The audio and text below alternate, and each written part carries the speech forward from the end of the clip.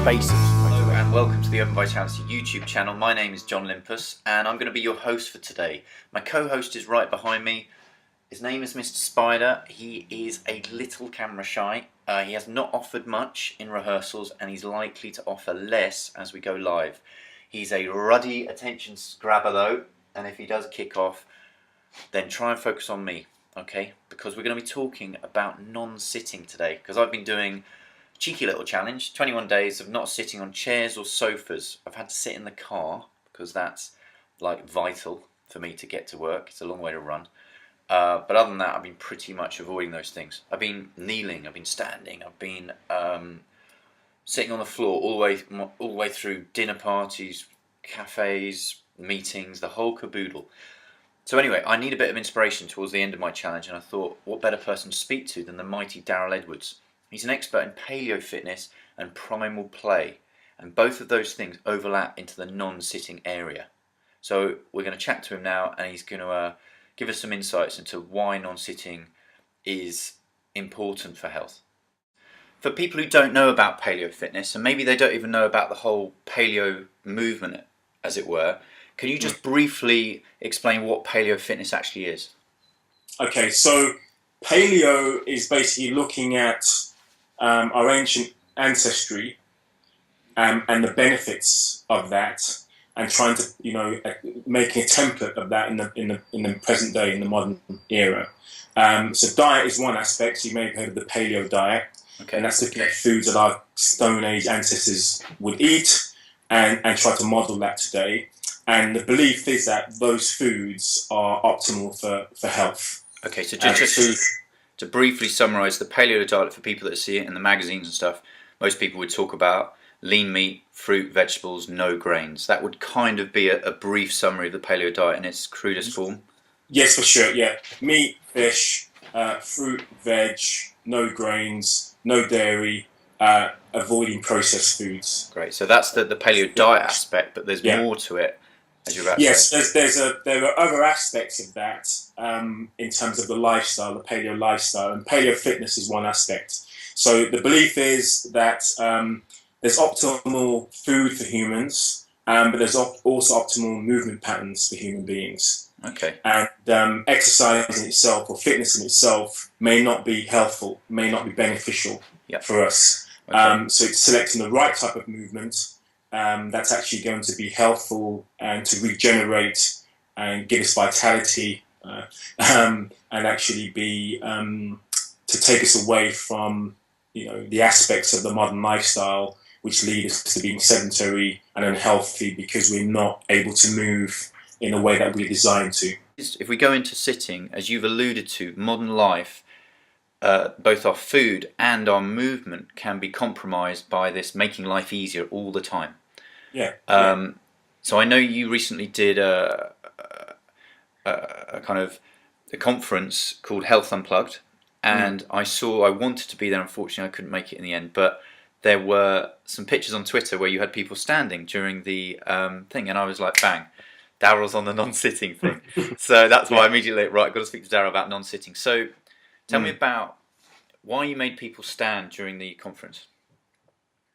Yeah, I mean, during that presentation, I actually talk about the benefits of not being sedentary. And what's quite striking is that even when you're talking about being time, we're kind of time poor, especially when it comes to doing stuff that we want to do. And looking at the definition of being of a sedentary lifestyle, being physically inactive, it's less than 150 minutes of moderate activity a week, which is quite a lot. I mean, I think there's a lot of people who don't hit that target. I mean, that's elevated heart. It's not just going for a walk. That's like elevated heart rate. That's getting out of breath. That's breaking a sweat. Yeah. At 150 minutes a week. So if you do less than that, you're basically physically inactive, according to the World Health Organization. Okay. Yeah. And if you're less than 150 minutes a week, there are a whole host of health issues that can occur. and it does also include a couple of days of resistance work as well, of Yeah. strength in that definition. So yeah, it's just kind of like, hold on a second. If I'm spending most of my time sitting, 8 to 10 hours a day behind a desk, only get up to go to the toilet, maybe to go, grab a sandwich for lunch, just to get back to the desk and eat my sandwich at my desk. I'm being encouraged and coerced to be even more physically inactive than I would choose, than what I would personally choose. And so getting people to stand, getting people to recognize that actually sitting in a chair shouldn't be the default. Yeah. That shouldn't be the norm. In the developing world, people would sit in a squat, being active, not using the support of a chair to keep, themselves kind of in a seated position. And that's what I was trying to basically demonstrate. It's like, guys, we're at a conference all day, and even though you're told sitting is the new smoking, sitting is the new, sitting kills. That's what we're kind of told nowadays. We still spend all of our day sitting, even in a conference about the paleo lifestyle. So yeah, it's kind of like, guys, let's get up. Let's actually, do what you were designed to do, like to spend some time standing, moving on your feet. Yeah.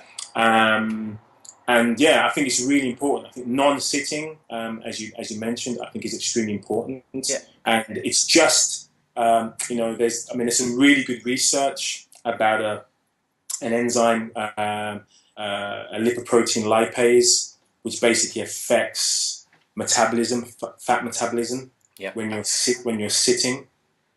And so basically, when you sit, that lipoprotein is deactivated, and so you tend to increase, levels of body fat, especially around the middle. Yeah. And just by standing, so even like every 20 minutes, every 30 minutes, getting out of a seated position, you reactivate the lipoprotein lipase and you increase the metabolism. Right. So there's a lot of our metabolism, of our physiology, that responds very well to just not sitting. And I can say that completely. I saw the research and I was like, well, people actually, burn more fat by just, standing or kneeling. I was like, well, the amount of calories you're burning is nominal. However, I can say from actually having done it that you get to the end of the day tired, but a different type of tired. It's kind of like the amount of stability muscles that are constantly working. There's a lot of, I think it's the difference between if you sit, it's like turning the engine off. Whereas if you stand or sit, it just goes down to 1,000 revs. And if you speak to any car owner, there's a big difference between turning the engine off and having it just kind of ticking over. Yeah, sure. So I found that definitely. I mean, Darryl, I know that. So you gave a good example there because we've investigated the problem, which we know sedentary lifestyle is a problem. So solutions. You did it with your conference. I go to a lot of health conferences and everyone's sitting down. And it's kind of like being an example and saying, let's just stand for one of these sessions or two of these sessions. And then another one was just standing up and go for a walk every 20 minutes can stop that enzyme, the effects happening with that. Yes. I kneel. I have a kneeling workstation. I have a workstation now, so I'm doing this interview standing up.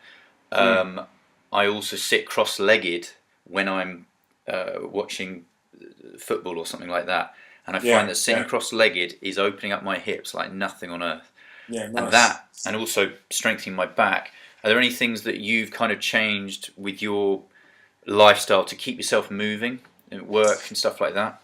Yeah, I mean, to be honest, I initially when I did this, so I've got a standing workstation now, and which literally I've just kind of upgraded. But it used to be, a few boxes. Mine's a bin. Mine's a bin. Covered with a bit of cloth, laptop on top. Yeah. Very stable. Yeah, but, exactly. That's what I'd use. And when I was writing, what was really phenomenal is when I started writing my book. It's probably about a couple of years ago, 2.5 years ago now, when I first started writing it, and I went back to sitting for very long periods of time.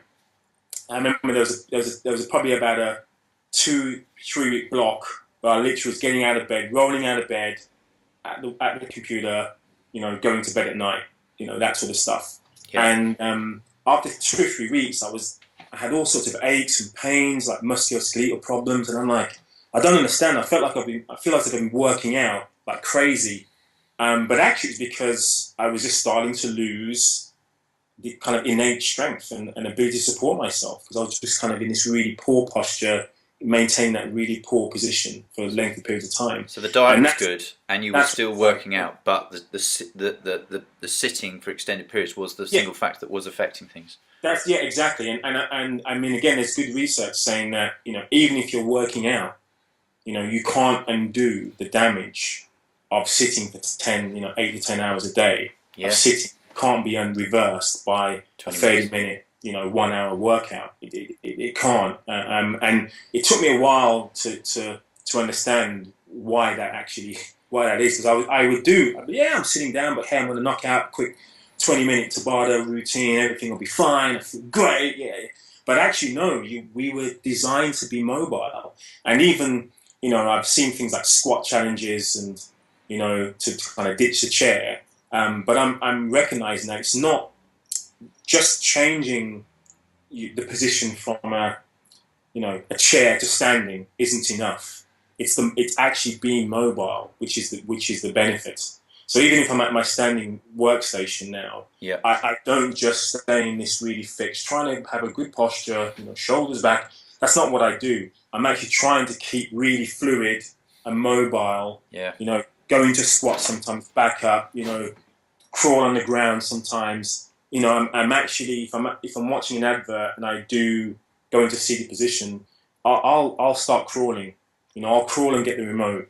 I'll roll around a bit. I'll knock out a couple of push-ups. It's the movement which is beneficial. It's more important the movement than it is the non-sitting, in my opinion. Well, it's interesting, because I would say actually from doing this experiment in the first, because sitting, the postural muscles can, if they're not that well developed, as mine weren't particularly good, I was having to move, and I was constantly adjusting, and I was like, there's a lot of a kind of low level movement happening. And then the interesting thing was, in the first couple of days I went to the gym to do my kind of 20-minute workout, which I do as a general rule for stress management reasons and just for mobility reasons. I haven't got any big goals at the moment. It's just to do my mobility and just to lift some weights and do what I feel. And when I went there, I was like, I don't need to be here. I don't feel as though I needed to do it. So what I did is I just played. I literally said, this is all gravy. I don't need to do this now, because I'd been doing even, sitting cross-legged, kneeling. If you kneel, your knee is constantly adjusting. And it does mean that movement creates movement. And you move a little bit. It means that we've all been there, maybe when you're in office days, and I worked in office as well. You get to the end of the day, you've done no physical exercise, yet you feel tired, and you don't want to go to the gym. Whereas if you're constantly moving, glutes, lower back, have been kind of doing some work all day, then when you get to the gym, you're like, okay, a little warm up, and let's see what I can do.